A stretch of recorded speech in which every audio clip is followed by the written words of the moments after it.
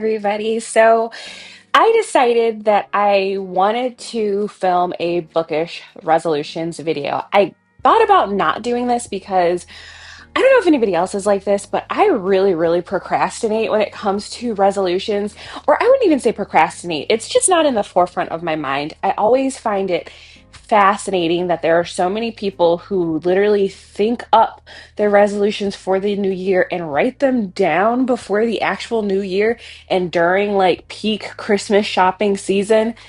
People who do that, I feel like they have their lives together. Also, people who know what they're giving up for Lent before Lent actually starts. I just like mind blown. I am not that person.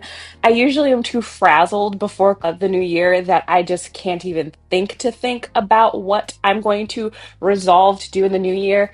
But I did think of 10 things that I want to do in my bookish life.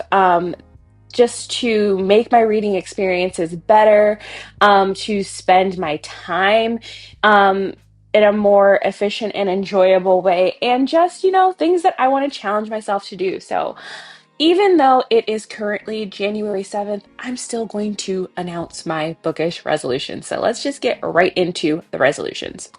So, my first resolution is that I want to read more in general and also have a reading routine. So, read more in general. I want to either set a time every day that I read, whether that be like, oh, I want to read for an hour in the morning and an hour in the evening, or if it's just that I want to get 100 pages or 50 pages read a day every day. Like that's my baseline. But I want to have some sort of standard for myself because I feel like part of the reason why in the past I have been able to get more slumpy is because reading has never been something that is ingrained into my routine. Reading has always been an extra, and it's always been something that I like perceive to be an unnecessary thing. So if I feel stressed out about like, oh, I need to clean around the house and stuff, I put off reading because I feel like that's unnecessary.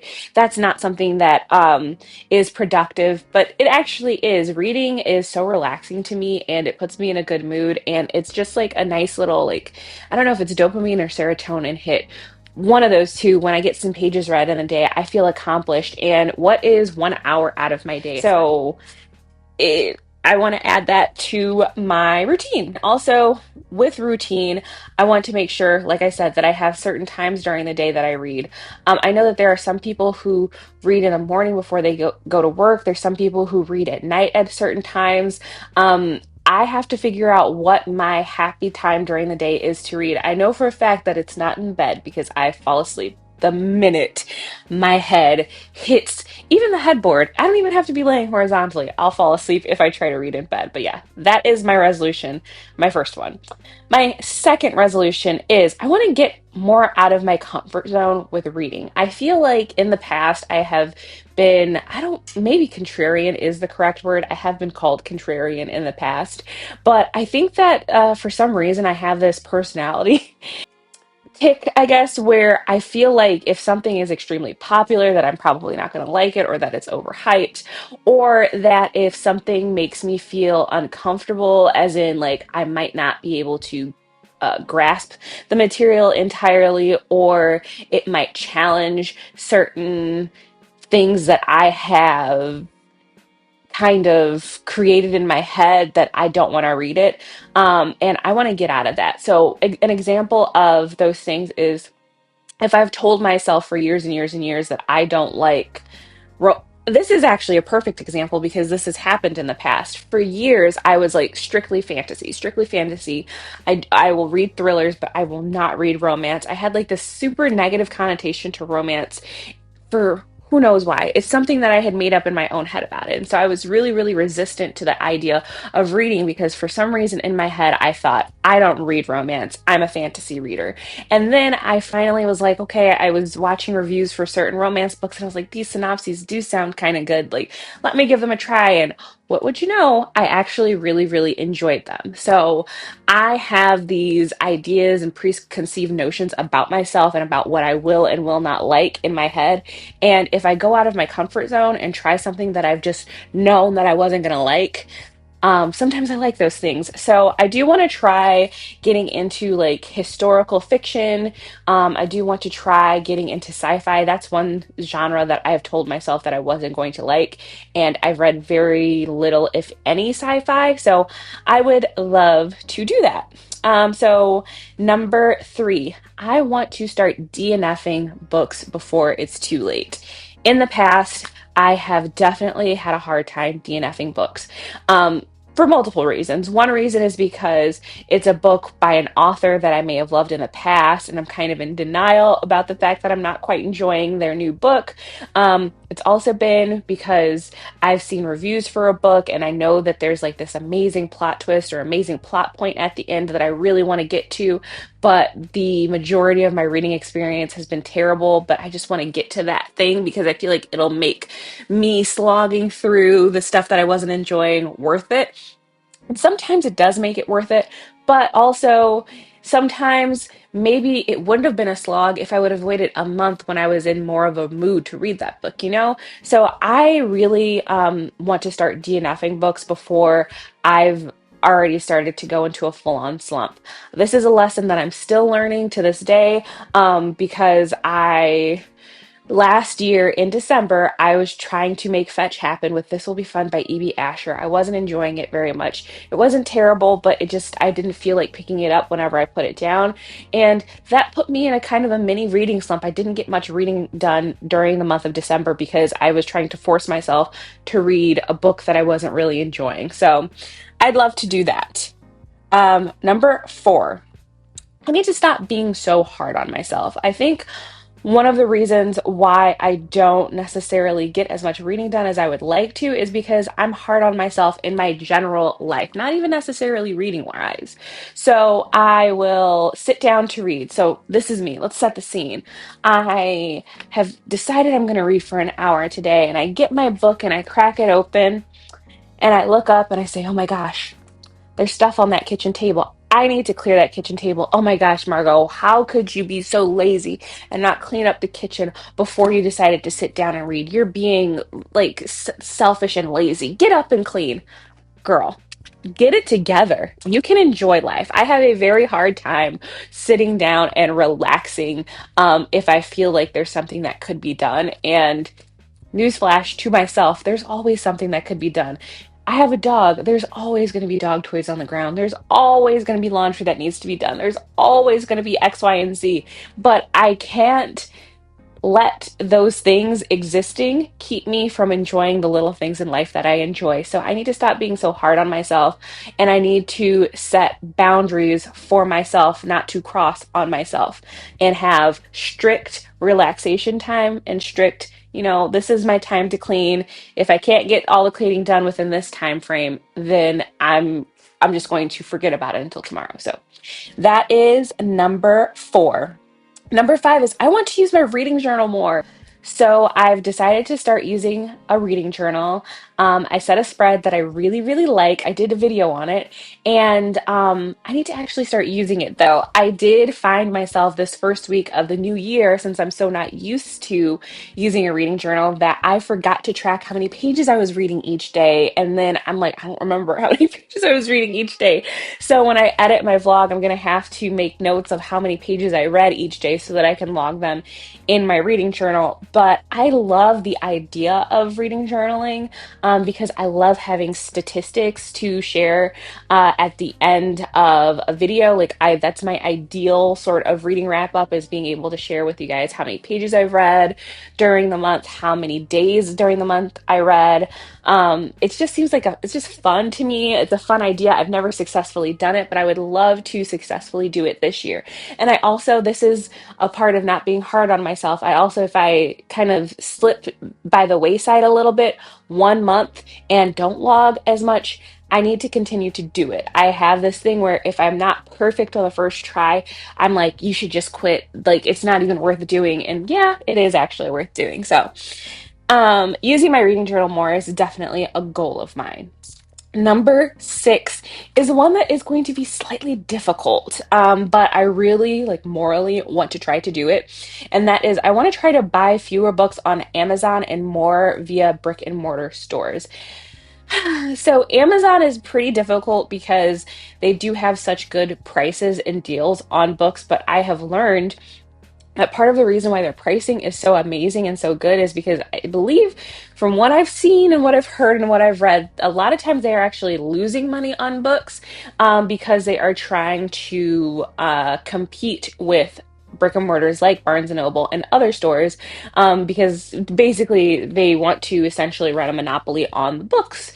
And I just can't get with that. Amazon is such a large company, and I just feel terrible giving them all of my money. I mean, I have my Kindle, I have Kindle Unlimited, and I would hate to have one day where there's not even a bookstore for me to physically go to purchase books, where I would have to buy them online. So I would love to start shopping more in brick and mortar stores. And this is actually something that I already implemented last year. I was definitely going to Barnes and Noble a lot more, even Target, like it doesn't matter, Meyer, even just wherever they sell books, and it's not Amazon. I've been trying to do that more. Obviously, there are some situations where you kind of can't help it if I can't find it anywhere else.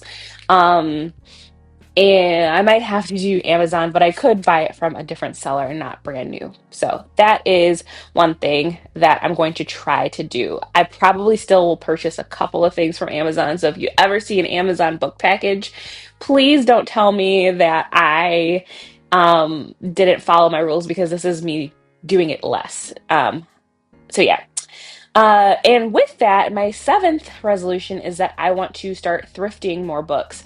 Um, Now, this is something that I would love to do in theory, but I don't know how well in execution I'm going to be able to do it because I live in Michigan and in like I live in Michigan and we don't have like half price books or anything like that here. We do have Second and Charles, and there is a location that's not too far from me.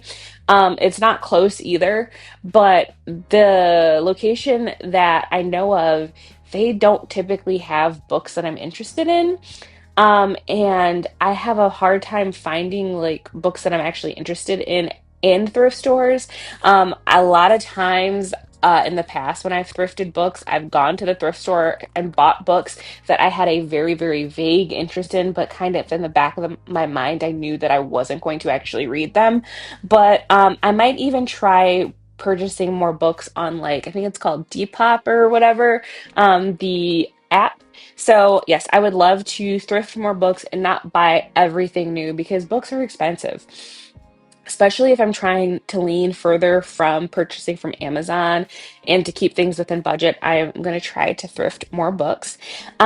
Number eight is I want to actually finish the series that I'm currently in the middle of. There are multiple series that I'm in the middle of that have the last book out that I would love to finish. Well, there's not a ton, but there's definitely some. And even further, there's series that I'm in the middle of that have more books out that I haven't gotten to.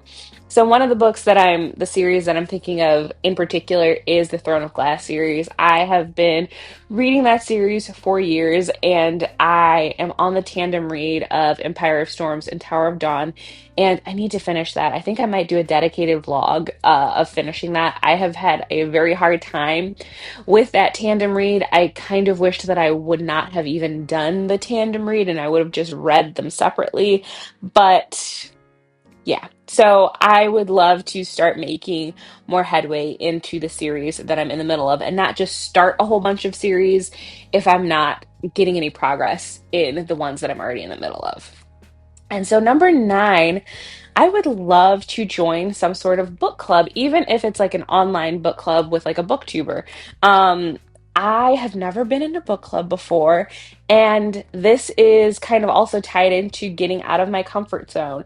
So, one of the reasons why I've never been in a book club, even with like booktubers that I'm fans of, is because sometimes they read books that I feel like I have no interest in. Like, literary fiction is not my favorite genre, especially literary fiction where I feel like the topics are very like heavy hitting and like more broad. So what I mean by that is I like reading more personal literary fiction where somebody is going through like internal trauma or dealing with grief and loss. And it's probably because I've dealt with grief and loss in the past and I relate a lot to it.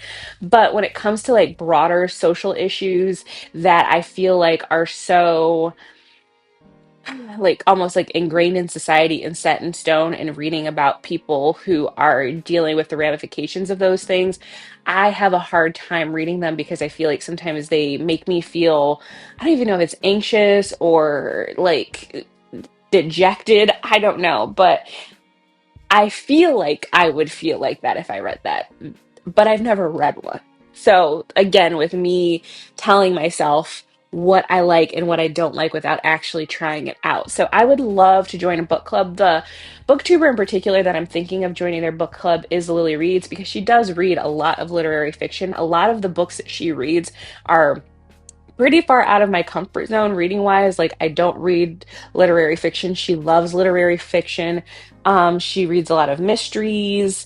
So I'm considering like seeing about her book club and joining that. But yeah, I would love to. I would especially love to join an in-person book club, but I don't know of any. I would have to find one. So yeah. Number 10, I would like to trade my screen time for reading time. And what I mean by that basically is I want to spend less time on my phone. Um, when I'm stressed, when I'm anxious, get to scrolling on my phone. I get to looking at stuff. I get sucked into the rabbit hole and it's a time waster. And then by the end of the day, I look up and I'm like, oh my God, I've wasted my entire day scrolling on my phone. Um, so I want to not necessarily just trade this for reading time, but just for hobbies that I love. Like, I've recently gotten into crocheting. I love playing video games. I like making videos. I like reading. I just want to make sure that my life is well rounded. And I have felt like for so many years, I have wasted time waiting for myself to become the person that I want myself to be instead of actually implementing those actions. And this has been the year for me. 2024 and into 2025 is the years for me to, or are the years for me to kind of transition into the person that I want to be, which is basically a person who feels less stress, less anxiety, and who's able to have a sense of self that does not rely on media, if that makes sense. Like, I don't want my feelings of self to be swayed and changed and affected so much by my phone, by Instagram, by YouTube. So I really want to start choosing the content that I'm watching a little bit more wisely and limiting the time that I am on it, because I have found that I have been comparing myself to people who live vastly different lives from myself. And comparison is the thief of joy. It's made me insecure. It's made me feel like I am behind in life. And the internet and social media in itself is a kind of a vacuum, and it is kind of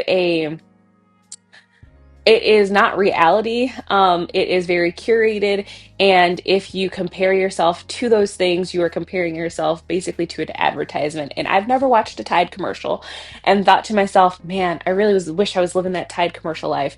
But with social media, it is so new and so different that you start doing that, even though you know that this is a curated thing.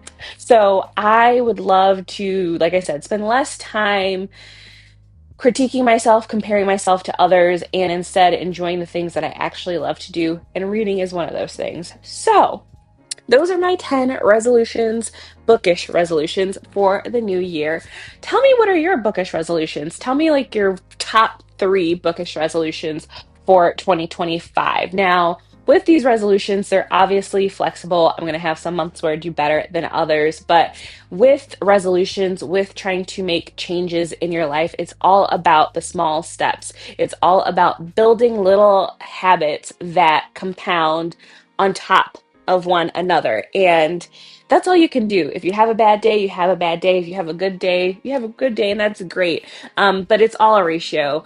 You just want to have more days on than you have off. So I hope that you guys enjoyed this video. I hope that you leave a comment down below, and don't sweat the small stuff. Have a great new year. Bye.